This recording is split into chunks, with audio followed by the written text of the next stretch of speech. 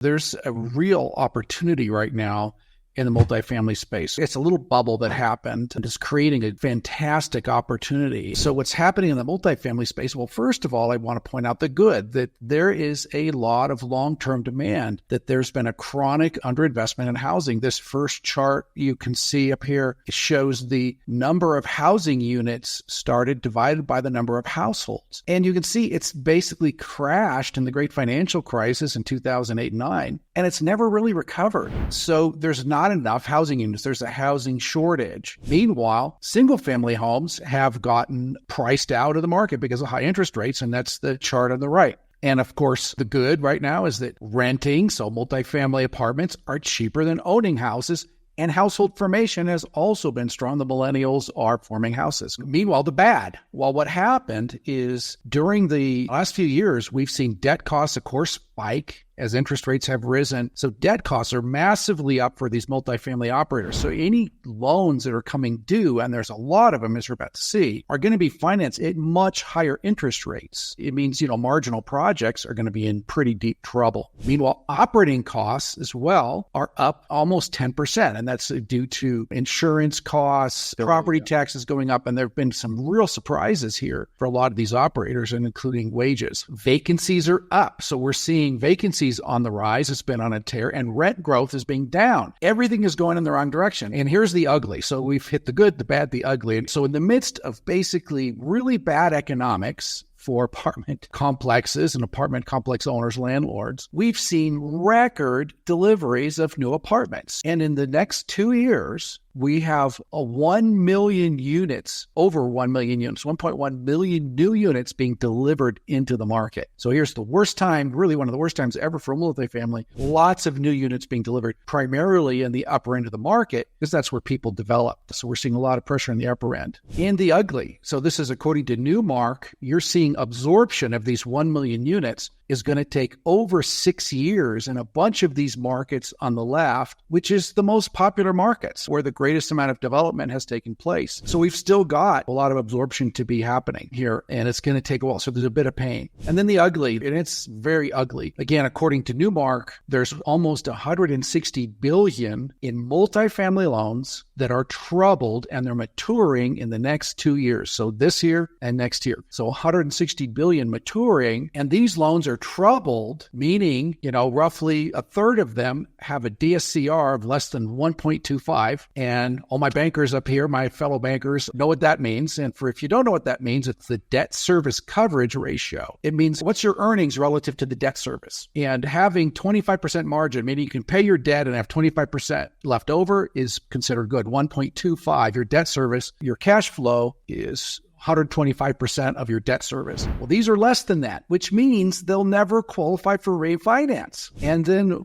even worse, almost a third of these multifamily loans had origination cap rates below 4%, meaning they overpaid. These things are they were way overpriced when they bought them. And what's going to happen? Well, either one of these two factors is enough to mean a loan can't be refinanced. And so there's a huge amount of trouble coming. And we've already seen recently a lot of extensions are happening. So the services, rather than forcing liquidation, they're basically extending the terms and these kind of things. But more and more, we're going to start to see some liquidation happening and foreclosures happening. And the worst of it, as you might imagine, where the biggest deliveries were the Sun Belt markets. So you can see in the South, the Southeast, and those are where the biggest pain points were. These are the ugliest places where we're going to see the biggest trouble. And it's a tale of two markets. So we're seeing, believe it or not, rent growth actually going up in the Midwest, in the Rust Belt, and the Northeast. And these are primary markets that have not had high deliveries. So they didn't participate in the building bubble, the construction bubble, the financing bubble, where a lot of these markets were just ignored as boring. The bottom quartile markets are the high supply markets. These are places where the most demand has been historically and where the biggest deliveries are happening. So Florida, Texas, Atlanta, Georgia, Phoenix, Salt Lake City. These markets have been very appealing, have had high growth, but they're having 4% rent declines, while the Midwest